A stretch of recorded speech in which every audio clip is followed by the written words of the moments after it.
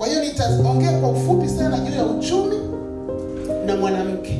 Kwa majina naitwa Mama Mchungaji Ana Mzinga. Nimeokoka, ninampenda Yesu. Ni msomi mzuri wa mambo ya biashara. Nazungumzia kitu ambacho ninakifahamu. Mimi ni mfanyabiashara, ni mwajiriwa, lakini pia ni mtumishi. Kwa sasa hivi natumika katika kanisa la Mbezi Beach KKT. Lakini pia nimeajiriwa, ni mkurugenzi wa shirika na ninafanya vitu mbalimbali.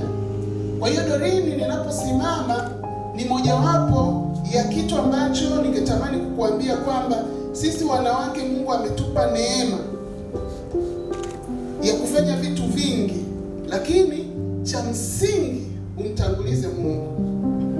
Kwa mama nitaongea na Doreen, lakini ninaamini neno la Mungu ni upanga ukatao kuwili.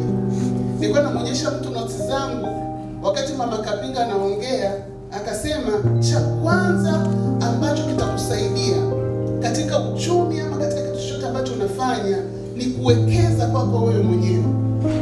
Kuna kitu kinachoitwa kipawa, kujitafuta na kujipata, yaani kujitambua wewe ni nani.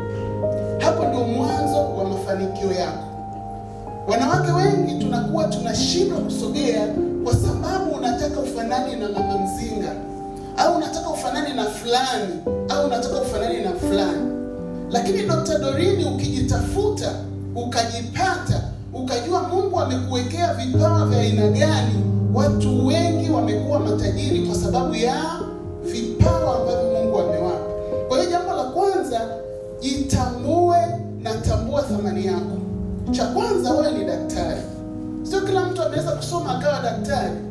Yaani mimi nikifikiria zile picha za panzi na za nini, mimi sielewi amewezaje kuzichora zile mpaka amefikia hapo alipo.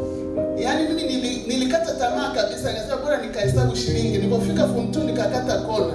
Biology, mambo magumu, lakini yeye ameweza. Kwa maana hiyo, kuna kitu ambacho tayari Mungu amekuumbia na una uwezo wa kukizalisha na kustawi. Sijui kama unafahamu Tanzania wako madaktari wangapi.